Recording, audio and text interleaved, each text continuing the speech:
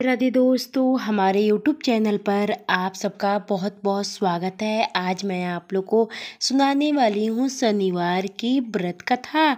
एक समय स्वर्ग लोक में सबसे बड़ा कौन है के प्रश्न पर 9 ग्रहों में वाद विवाद हो गया। विवाद इतना बढ़ गया कि परस्पर भयंकर युद्ध की स्थिति बन गई। निर्माण के लिए सभी देवता देवराज इंद्र के पास पहुँचे और बोले, हे देवराज, आपको निर्णय करना होगा कि हम में से सबसे बड़ा कौन है। देवताओं का प्रश्न सुनकर देवराज इंद्र उलझन में पड़ गए। इंद्र बोले, मैं इस प्रश्न का उत्तर देने में असमर्थ हूँ।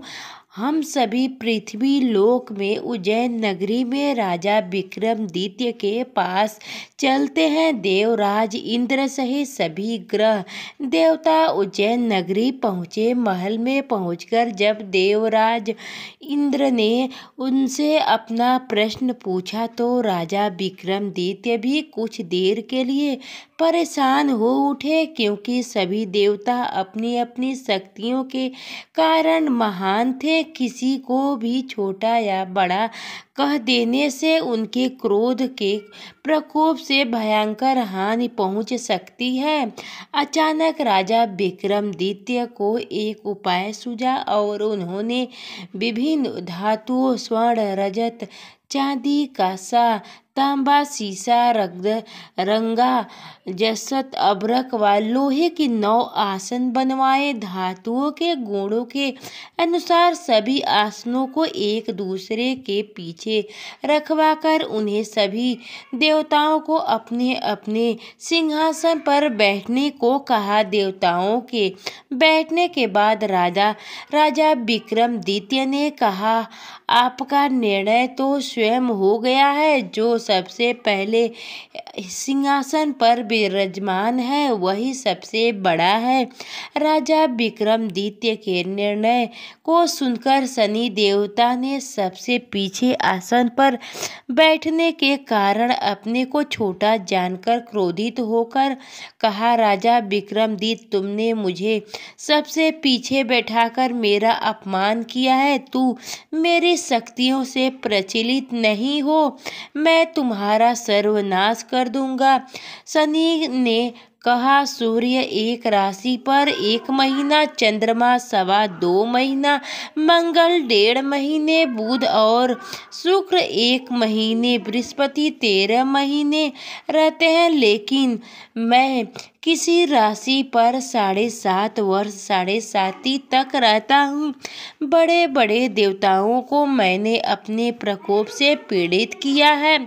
राम को 7.5 के कारण ही वन में जाकर रहना पड़ा और रावण को 7.5 के कारण ही युद्ध में मृत का शिकार बनना पड़ा। राजा, अब तू भी मेरे प्रकोप से नहीं बच सकेगा। इसके बाद अन्य ग्रहों के देवता तो प्रश्न के साथ चले गए, परंतु शनि देव बड़े क्रोध के साथ वहां से विदा हुआ। राजा विक्रमादित्य पहले की तरह ही न्याय करते रहे। उनके राज्य में सभी स्त्री पुरुष बहुत आनंद से जीवन यापन करते रहे। कुछ दिने ऐसे ही बीत गया। इधर शनि देवता अपने अपमान को भूले नहीं थे। विक्रमादित्य से बदला लेने के लिए एक दिन शनि देव ने घोड़े के व्यापारी का रूप धारण किया और बहुत से घोड़े के साथ उज्जैन नगरी पहुंचे। राजा विक्रमादित्य ने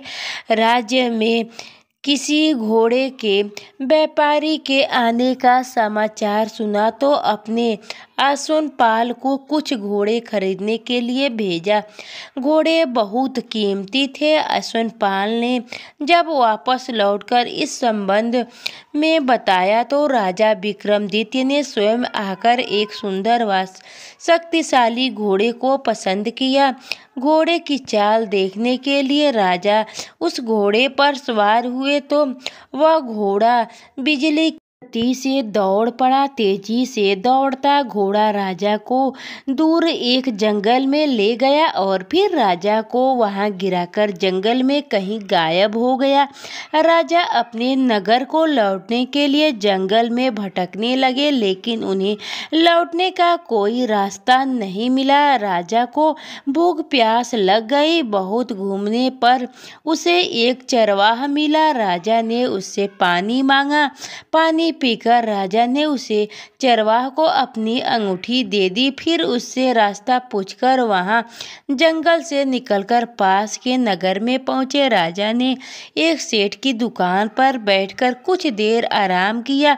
उस सेठ ने राजा से बातचीत की तो राजा ने उसे बताया कि मैं उज्जैन नगरी से आया हूँ। राजा के कुछ देर दुकान पर बैठने से सेठ जी बहुत बिक्री हुई। सेठ ने राजा को बहुत भाग्यवान समझा और खुश होकर उसे अपने घर भोजन के लिए ले गए। सेठ के घर में सोने का एक हार खूंटी पर लटका हुआ था। राजा को उस कमरे में छोड़कर सेठ कुछ देर के लिए बाहर गए।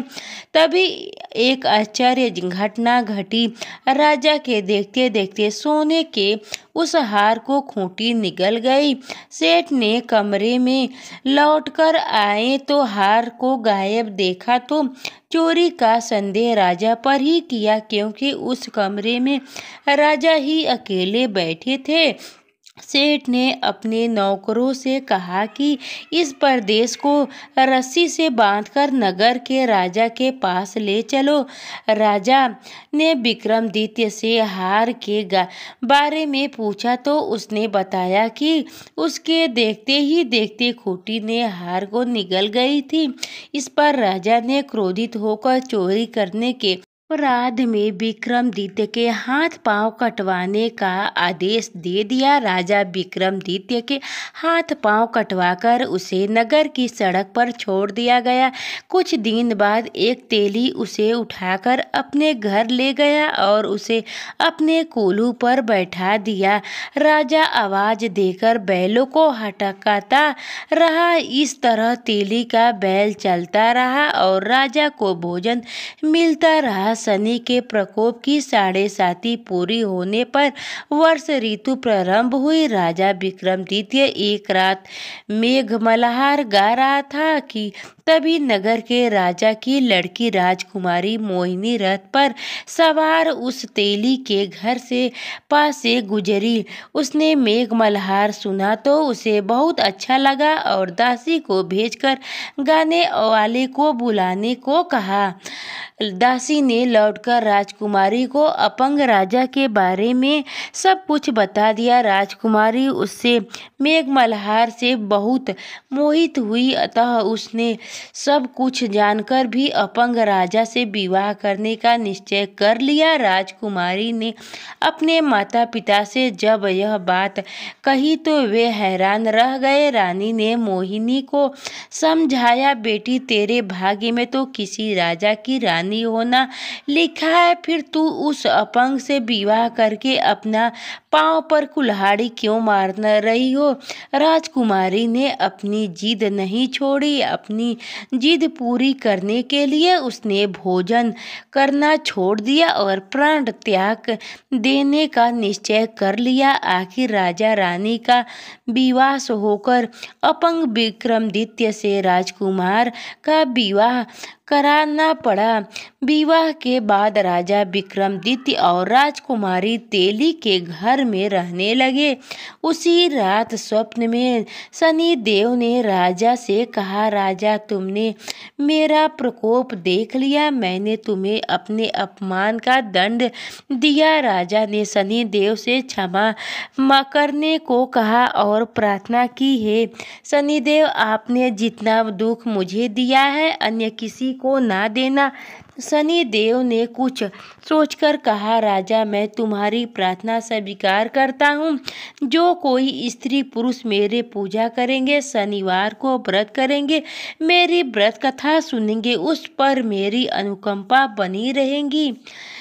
प्रातःकाल राजा विक्रमादित्य की नींद खुली तो अपने हाथ पांव को देखकर राजा को बहुत खुशी हुई। उसने मन ही मन शनिदेव को प्रणाम किया। राजकुमारी भी राजा के हाथ पांव सही सलामत देखकर आश्चर्य में डूब गई। तब राजा विक्रमादित्य ने अपना परिचय देते हुए शनिदेव के प्रकोप की सारी कहानी बताई। सेठ को जब इस बात का पता चला तो दौड़ता हुआ तेली के घर पहुंचा और राजा के चरणों में गिरकर क्षमा मांगने लगा। राजा ने उसे क्षमा कर दिया क्योंकि यह सब तो शनिदेव के प्रकोप के कारण हुआ था। सेठ राजा को अपने घर ले गया और उसे भोजन कराया। भोजन कराते समय वहाँ एक आश्चर्यजनक घटना घटी। सबके देखते देखते उस खूंटी ने हार उगल दिया। सेठ जी ने अपनी बेटी का विवाह भी राजा के साथ करा दिया और बहुत से स्वर्ण आभूषण धन आदि देकर राजा को विदा किया। राजा विक्रमादित्य राजकुमारी मोहिनी और सेठ की बेटी के साथ उज्जैन पहुंचे तो नगरवासियों ने हर्ष से उनका स्वागत किया। अगले दिन राजा विक्रमादित्य ने पूरे राज्य में घोषणा करवाई कि शनिदेव सब देवों में सर्वश्रेष्ठ हैं। प्रत्येक स्त्री पुरुष शनिवार को उनका व्रत करे और व्रत कथा अवश्य सुने। राजा विक्रमादित्य की घोषणा से शनिदेव बहुत खुश हुए। शनिवार का व्रत करने और व्रत कथा सुनने के कारण सभी लोग की मनोकामना शनिदेव की अनुकंपा से पूरी होने लगी। सभी लोग आनंद पूर्वक रहने लगे।